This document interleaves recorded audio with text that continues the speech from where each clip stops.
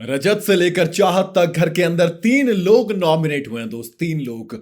और इन 3 लोगों में सबसे बड़ी दिक्कत यह है कि मुझे ऐसा लग रहा है बिग बॉस ने प्लानिंग कर ली है किसी एक कंटेस्टेंट को बेघर करने की।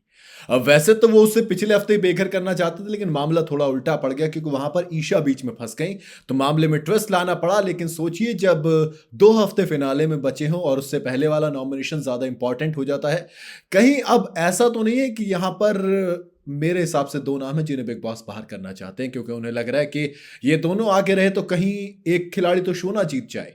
भाई आपको बताता हूं, आपने प्रोमो देख लिया होगा, आपको एक कंसेप्ट दिखा होगा। वो कंसेप्ट क्या है? वो टाइम का तांडव है। वहां पर एक फोन बूथ बनाया गया है। बिग बॉस ने 3 टीमें बनाई हैं। टेक्निकल टीमें तो 2 हैं और 3 इंडिविजुअल्स भी खेल रहे हैं। पहली टीम के अंदर दोस्त कोई और नहीं बल्कि विवियन, ईशा और अविनाश है, यानी कि एक ग्रुप हो गया विवियन वाला ग्रुप। दूसरा ग्रुप हो गया करणवीर मेहरा वाला ग्रुप, जिसके अंदर करण के साथ चुम और शिल्पा को रखा गया है। और तीसरा है इंडिविजुअल ग्रुप, जिसके अंदर सब अपना अपना खेल रहे हैं, यानी कि रजत, श्रुतिका और साथ में चाहत पांडे। तो ये 3 अपने अपना खेल रहे हैं। अब आपने देखा होगा कि बिग बॉस नियम सुना रहे होते हैं। जब आपने प्रोमो में देखा होगा कि आपने नियम तोड़ा है, इसका मतलब ये है कि आपको डिस्क्वालीफाई करते हैं।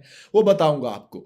इस टास्क में करना ये था कि एक बंदा हेडफोन लगा के बैठेगा, एक बाहर रहेगा, टाइम गिनेंगे। टाइम गिनना तो 13 मिनट का टाइम था। और जो ग्रुप सबसे ज्यादा क्लोज होगा उस 13 मिनट के, वो ये टास्क जीत जाएगा, वो नॉमिनेशन से सेफ हो जाएगा। लेकिन यहां पर बिग बॉस ने एक ट्विस्ट कर दिया। चाहत पांडे वाले ग्रुप को, रजत दलाल वाले ग्रुप को, जिसके अंदर श्रुतिका भी थी, इन तीनों को डिस्क्वालीफाई कर दिया। और डिस्क्वालिफिकेशन का मतलब है ये तीनों के तीनों नॉमिनेट हो गए। तीनों नॉमिनेट होने का मतलब है कि दोस्त, अब अगर जो वीकेंड का वार होगा उसमें थोड़ा सा ट्विस्ट ही होगा कि जो भी कंटेस्टेंट जाएगा वो बड़ा कंटेस्टेंट होगा। अब इंटरेस्टिंग बात ये है ना, देखो, जो मैंने चीज कही कि क्या ये प्लानिंग श्रुतिका को निकालने के लिए है? क्योंकि पिछले हफ्ते जब 7 लोग नॉमिनेट हुए थे तब कहा गया था कि शायद डबल इविक्शन होगा, लेकिन सिर्फ कशिश बाहर की गई, क्योंकि वोटिंग के मामले में सबसे नीचे कशिश के बाद ईशा आ रही थी, उसके बाद श्रुतिका थी, यानी कि श्रुतिका को ईशा से ज्यादा वोट मिले थे। लेकिन आयरनी देखिए, बिग बॉस की वो लाडली हैं और अविनाश वाला वो एंगल चल रहा है, तो बिग बॉस उन्हें बचाना चाहते थे, तभी तो सिंगल इविक्शन किया और खाली कशिश को घर से बेघर कर दिया। अब दूसरी चीज क्या आती है? दूसरी चीज आती है रजत वाला एंगल।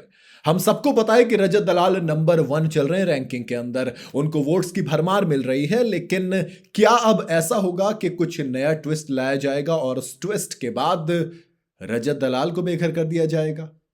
नहीं, मतलब ये वाली बात इसलिए मैं कर रहा हूं क्योंकि देखो, रजत दलाल हम सबको पता है कि वोट के दम पे उन्हें नहीं निकाल सकते आप।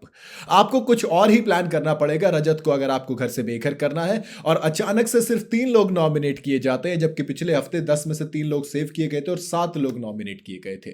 क्योंकि अब कहीं ना कहीं बिग बॉस को डर था कि अगर डबल इविक्शन हुआ, मैंने नॉमिनेशन में डाले, तो ऐसा ना हो कि इस बार नंबर किसी और का लग जाए, कहीं शिल्पा शिरोडकर घर से बेघर ना हो जाए।